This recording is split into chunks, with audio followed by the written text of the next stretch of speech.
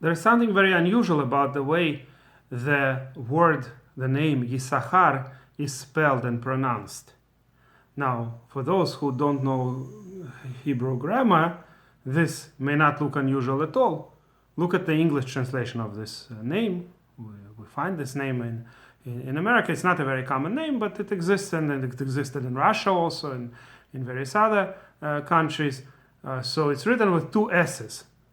Now, both in Russian and English and most other languages, two S's is just basically pronounced the same way. Maybe there's a slight difference in pronunciation, but I doubt it.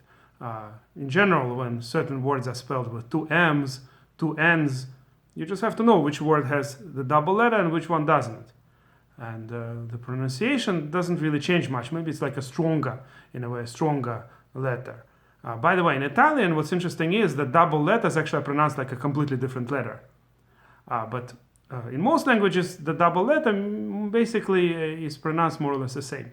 The thing is, though, that with Hebrew, there's no such thing. You never have two consonants without a vowel in between. This is just not the norm of grammar. In fact, if you want to have a stronger letter, like what would be equivalent of two S's maybe, or two N's, then you have a consonant with a dot in the middle, what's called dagesh. There are two types of dageshes. This is the dagesh chazak, what's called strong dagesh. And ideally, most people don't really bother when they talk to make that difference. But ideally, you're supposed to pronounce it with a stronger emphasis. That letter is almost double. For instance, why do you think when they spell in English the word shidduchim, shidduch is a matchmaking, right? And a kind of shadchan is a person who tries to pair people, help them find their second half, if you could call it. So shidduchim is usually spelled in English with two D's. Why? Because in Hebrew it's with a dagesh. Dalet is with a dagesh. Shidduchim, kind of. And there are a lot of other such words. In fact, there are some Chazanim, some Balei Tefillah, who are able to, when they pray, pronounce things really clearly. They don't say amo, they say ammo. It's a clear mem with a dagesh, double mem. So what I'm trying to say is that in Hebrew, if you want a double letter, it's really just written as one letter, but there is a dagesh. But there is no such thing as double letter actually written twice and pronounced as if it's one letter. There's always a vowel in between. So what you'd expect is that Issachar will be pronounced as Yisachar. Yisachar, right? Since there are two sins, then it's not Issachar, it's Issachar. In fact, there were some countries where the Jews lived where people who were named Issachar, they actually pronounced their name Issachar. And there were even questions about those countries that don't pronounce that way, whether they should write, if a person is, let's say, writing a document, in particular if a person is divorcing his wife, it's important to spell the name correctly. So there were all kinds of questions, whether you spell with two sins or with one sin. Even though in the Torah it's always with two sins. There's not a place in the Torah where Issachar is spelled without two sins.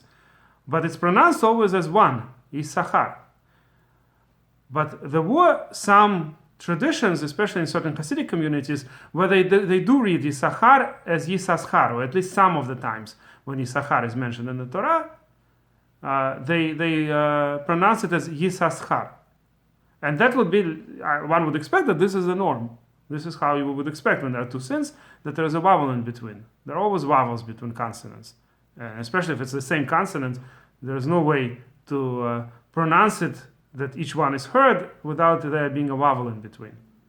If there are two different consonants, sometimes the vowel in between is what's called shva nach, which would make it basically a silent vowel. So one syllable will finish with one consonant, and the next syllable will start with a new consonant. Such a thing is possible. But if it's the same letter, then there's always a vowel in between. Even if it's a shva, it's shva na. Hallelu, right? You don't say hallu, hallelu, right? There's always a some kind of a vowel sound to distinguish the two consonants. So Yisachar would seem to be the correct pronunciation. So why isn't it pronounced that way? It's an exclusion. Okay, there are cases, anyway, it's like kri and ktiv, sort of. There are places in the Torah where it's written one way and pronounced a different way. Usually, these are more of an exclusion.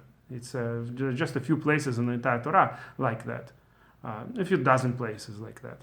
But in some cases, you don't have to say it's a kri and ktiv. It's just always the rule is Issachar is pronounced as as one sin, as if it's written with one sin. That's what Ibn Ezra writes and a number of other grammarians, that the Issachar is basically an exclusion. And there may be some kind of a hint in the name Yesh Sachar, right? Whatever the reason that the name was given to this boy, right? The Torah tells us in our parsha how Leah gave this boy his name. So maybe that's why there are two sins, in a way hinting to the original reason. But it was never pronounced that way, at least according to the majority tradition. As I said, there are some Hasidic groups that have an exclusion, but the majority of Jews, both Sephardim and Ashkenazim, pronounce it as Issachar. So it's one of the exclusions that's just always read not the way it's written. And if you like this video, please press like.